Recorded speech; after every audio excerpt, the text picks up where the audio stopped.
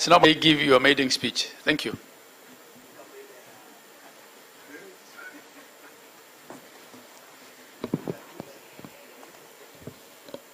Thank you, Vice Chair.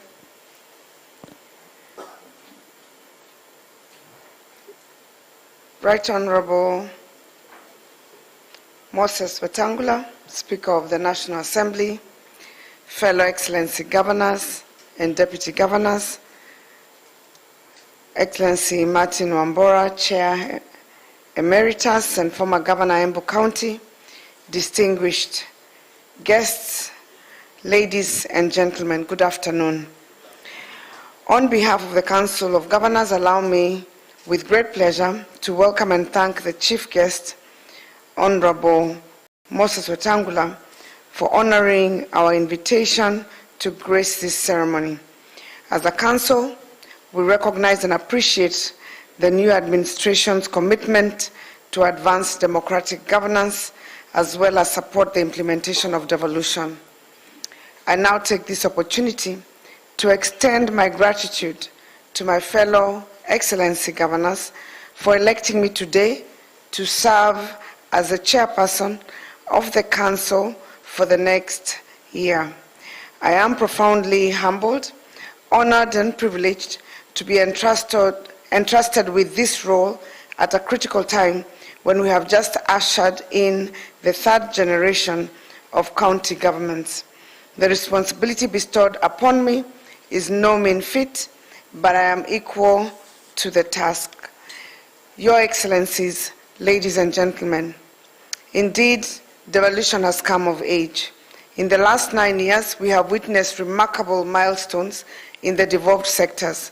I salute the pioneer county governors who have, to a great measure, played a fundamental role in delivering essential services, developing local economies, and empowering communities through robust public participation. Indeed, devolution has had tremendous impact on every Kenyan.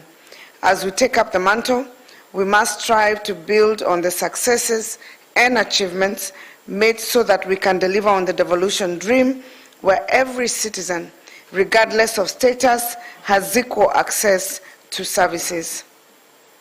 I note that we are blessed with a diverse team comprising of 26 new governors, 11 second-term governors, and 8 pioneer governors, and 40 new deputy governors who have rich experience that will greatly benefit devolution. Your Excellencies, as a Council of Governors, we commit to a collaborative approach in governance and affirm our support to ensure that the manifesto of the government and the manifesto of all counties and the government is achieved. In our view, if fully implemented, Kenya will achieve durable growth while maintaining macroeconomic stability and empowerment of the people at the bottom of the pyramid. On the same note, Your Excellencies, we call upon your support to the Council of Governors as we prioritize to address the following challenges which persisted in the previous administration. The first one is the perennial delay of disbursement of funds by the National Treasury, which has hampered smooth and efficient, uninterrupted service delivery. We hope, Bwana Speaker, you will relay the message of that which the Council of Governors is expecting to be addressed by the national government. Number 2, revoking of executive orders which seek to establish authorities to undertake devolved functions in competition with county governments. Number 3, anchoring of the C.O.G Secretariat in law to facilitate adequate support to county governments. Number 4, a review of laws, policies and regulations, especially in the agriculture, water and health sectors which claw back on devolution. Number 5, finalization of the unbundling, transfer and costing of devolved functions. Number 6, increased funding to devolved units to at least 35% of the national revenue. And number 7, the fast tracking of the governor's pension. It is our hope that the aforementioned challenges will be addressed within the next 3 months to enable counties realize their full potential. And now more than ever, both levels of government must join hands as we execute our distinct but complementary roles. We hope that consultation and dialogue will be our mantra as we forge ahead so that together we can steer devolution to greater heights. Ladies and gentlemen, Your Excellencies, with those few remarks, I would like to request us to be upstanding as I take this humble opportunity to welcome His Excellency, the Right Honorable Speaker of the National Assembly, to deliver the speech of His Excellency the President on his behalf. Thank you very much.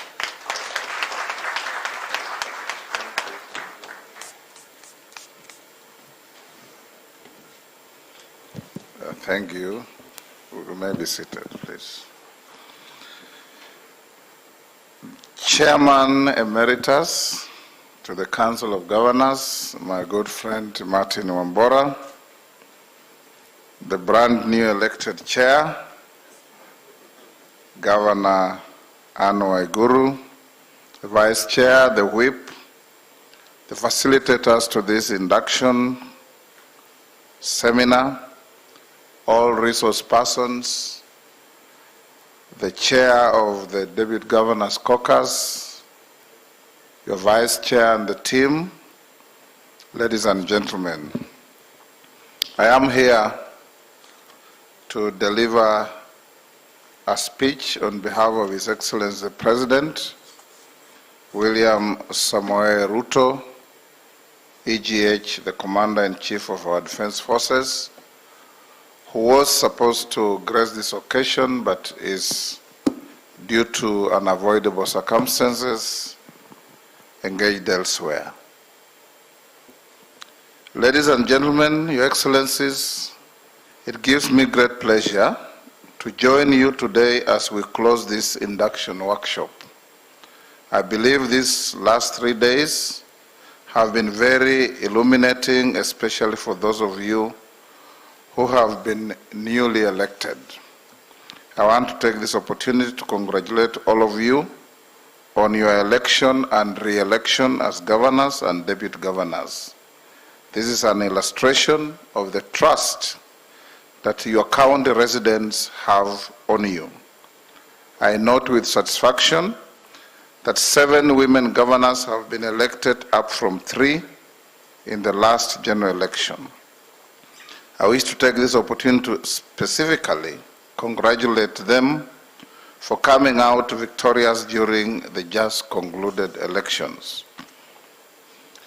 I'm further gratified to note that we have 8 women deputy governors, whom I also wish to congratulate for this great achievement. If Kenya continues on this trajectory, I believe we will join other countries in the region that have scored highly in achieving gender parity. The leadership positions you hold are critical, and it was therefore important for you to participate in the induction program that was aimed at preparing you to assume office responsibilities. This is particularly important considering that counties play a key role in our socio-economic development. Excellencies, ladies and gentlemen, as we come to the end of the 3 days induction, allow me to share a few thoughts on my government support and commitment to devolution in the next 5 years. The devolved system of government has been implemented since 2013. During this period, the country has experienced commendable socio-economic development. In the last 9 years, counties have received over 3.2 trillion Kenya shillings as equitable share of revenue, which has increased investments in the counties, leading to improved service delivery. Some of the key economic sectors that have benefited from this investment include health, education, water, roads, energy, housing, agriculture, and trade. For example, in the health and education sectors, counties constructed 1,419 dispensaries and 821 early childhood development ECD centers between 2013 and 2018.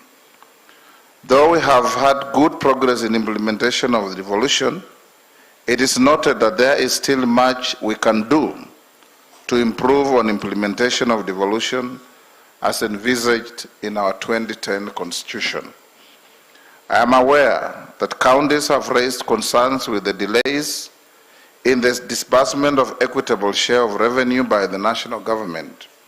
In our manifesto of Kenya Kwanza, we committed ourselves to ensuring that the shareable revenue is transferred to counties in a timely and predictable manner and in accordance with the law.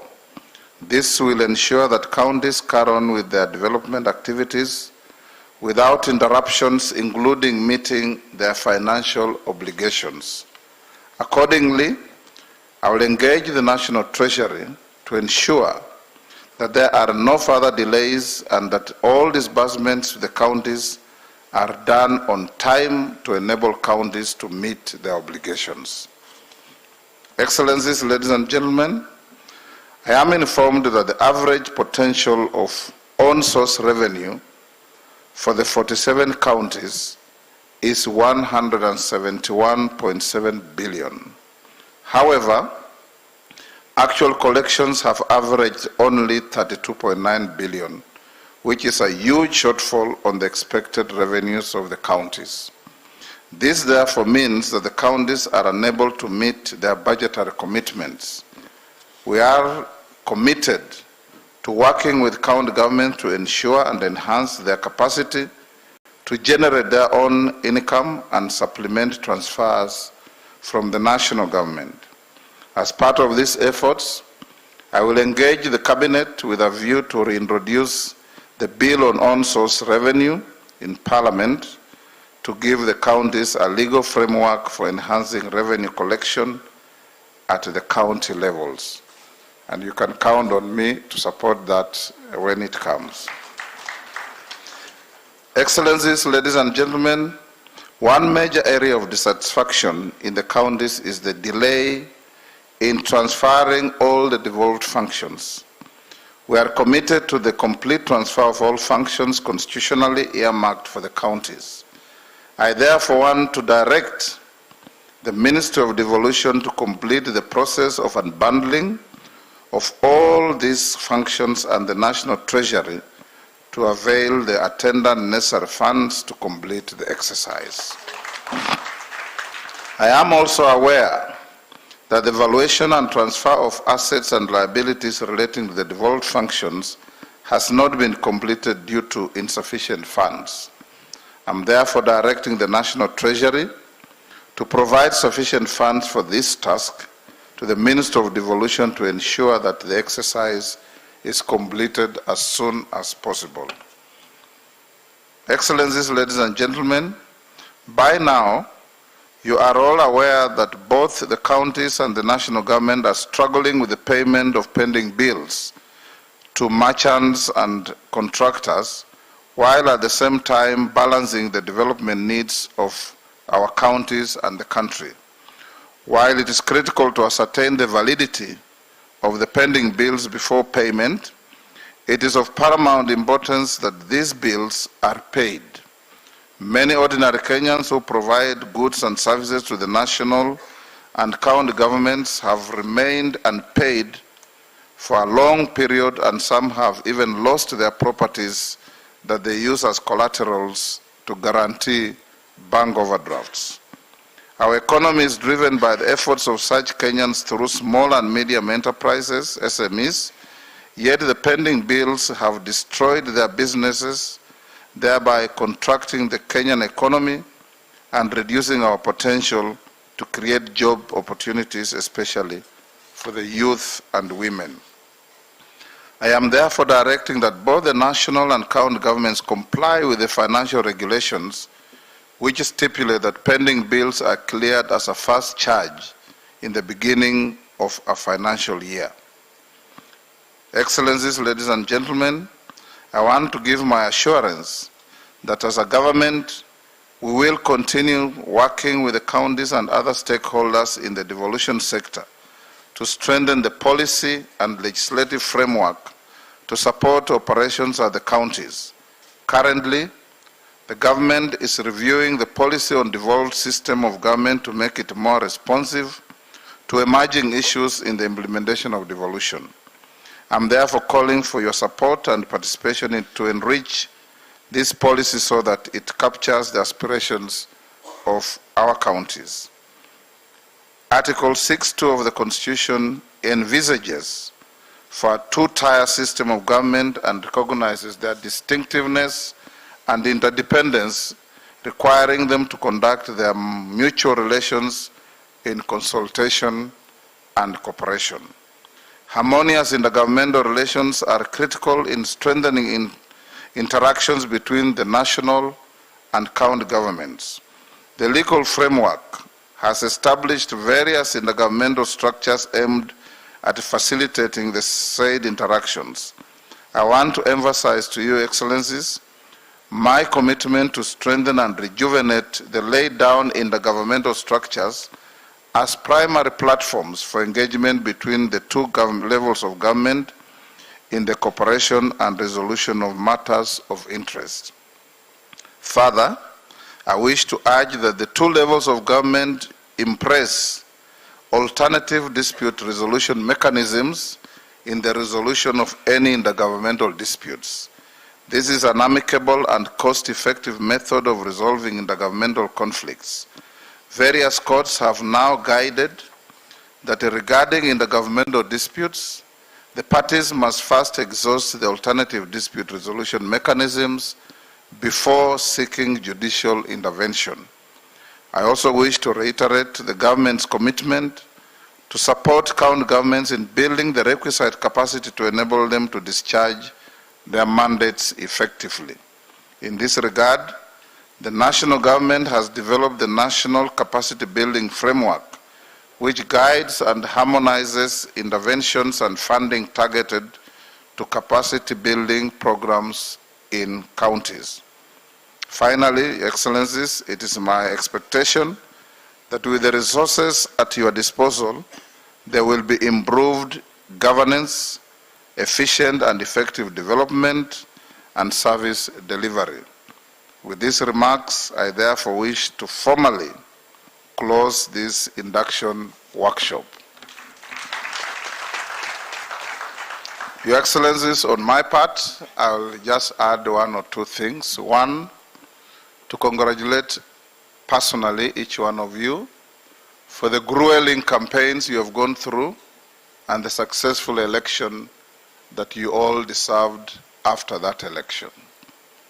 Two, we have gone around the country in each of your counties, not once, not twice, and I can tell you that from my perspective, I saw many, many positive attributes to devolution. From high-rise structures in far-flung Wote in Makueni to a 3-star hotel in Wajir full with lifts and everything and internet, to tarmac roads in many, many places, devolution is truly the gift to the people of Kenya. And you as the midwives and the champions, we encourage you and urge you to ensure that it becomes the engine of our economic growth. It becomes the cornerstone of creation of jobs, particularly in rural areas. And above all, it becomes part and parcel of our intergovernmental engagement to see that public resources are not expended in a duplex manner, and the national government, as you have heard from His Excellency's statement, will unbundle all the pending devolution functions with attendant resources down to the counties. On my part, any legislation that requires to enhance the strength and success of devolution, I assure you, you can count on me and my counterpart in the Senate, who has been one of your own Governor, Amason Kingi. We are going to be facilitators and not an impediment to the enhancement of devolution. I have walked the journey of devolution from the creation and crafting of the 2010 Constitution in the last 2 terms in the Senate, and I do know where it pinches. The tension and rifts between the 2 houses of Parliament, the observance of Article 110(3) of the Constitution in concurrence on bills, and the seamless flow of legislation from one house to another are things that we are going to pay very close attention to. And as governors and your council and your resource teams, be encouraged and feel free to engineer legislation to come to the houses where there are delays from either the national government or other sponsors of bills to ensure that we support devolution, because I know the people of Kenya voted for the Constitution 2010, research shows, because 68% was in support of devolution. Thank you, Your Excellencies, and let's make Kenya greater and greater.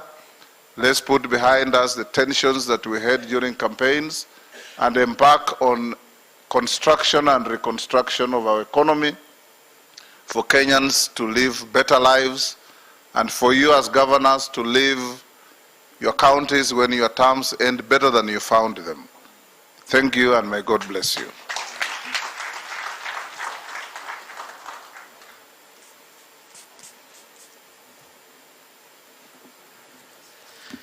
Another round of applause to our chief guest, Your Excellency, the Speaker of the National Assembly. We think as C.O.G that we have the best chance as a country to implement devolution, particularly with you, a former senator sitting as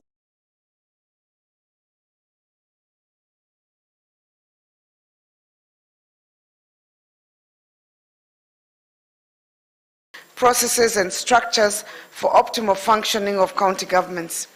The engagements with various stakeholders, including the National Treasury, constitutional commissions and independent offices, development partners, and the private sector, have been enriching and instrumental in ensuring the county governments deliver on their mandate sustainably and efficiently. We take this opportunity to most sincerely thank and recognize the commitment by the President, His Excellency, Dr. William Samoei Ruto, to support devolution. We believe that together we will deliver the devolution dream. In this regard, the Council will prioritize the following. 1, engagement with the Presidency to define a shared roadmap for actualizing the commitments on devolution. 2, establish linkage between the Council and Parliament to facilitate review and development of policies and laws that are aligned to the devolved system of governance. 3, support structured capacity strengthening of counties to ensure compliance with statutory obligations in order to guarantee uninterrupted operations of the county governments and smooth delivery of services to citizens. 4, foster engagement with development partners and other stakeholders in implementation of devolution. Members of the press and fellow Kenyans, we are delighted to inform you that in fulfillment of Section 19(2) and 3 of the Intergovernmental Relations Act 2012, the Council has today convened a full Council meeting in which elections were held for the Executive and the Council Committee chairs. Through consensus, we have unanimously agreed on the leadership that will steer the Council for the next 1 year as follows. In the executive leadership, the Chairperson is H.C. Anne Waiguru. The Vice Chair is H.E. FCPA Ahmed Abdullahi, and the Whip is H.E. Stephen Sang. The committee chairpersons are as follows. 1, Finance, Planning and Economic Affairs Committee, His Excellency Fernandes Baraza, Governor of Kakamega. 2, the Health Committee, His Excellency Honorable Muthomi Njuki, Governor of Tharaka Nithi. Agriculture, Livestock and Cooperatives, His Excellency Honorable Kenneth Lusaka. Water, Forestry and Natural Resources Management Committee, His Excellency Andrew Mwadime. Land, Housing and Urban Development Committee, His Excellency Professor Anyang' Nyong'o. Legal and Constitutional Affairs and Intergovernmental Relations, His Excellency Mutula Kilonzo Jr. Education Committee, His Excellency Dr. Eric Mutai.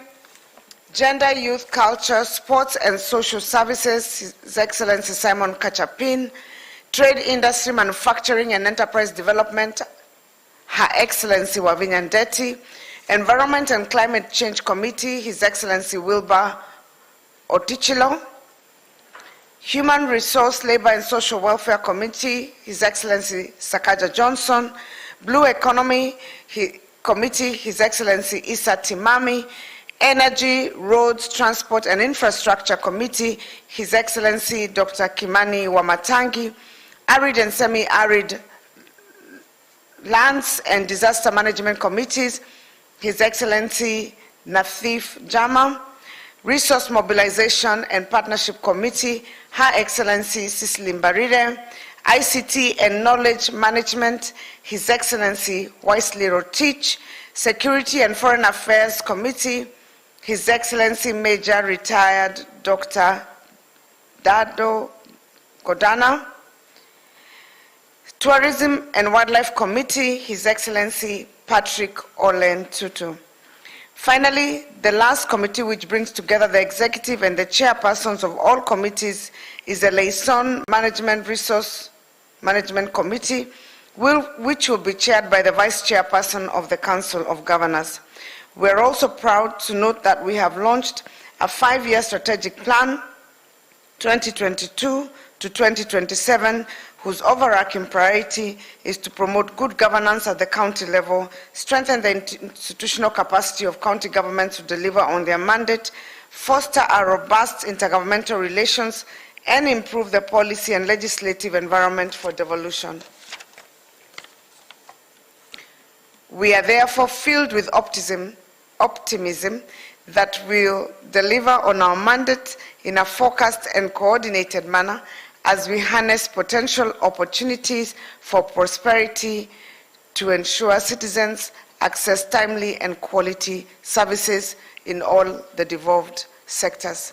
I thank you.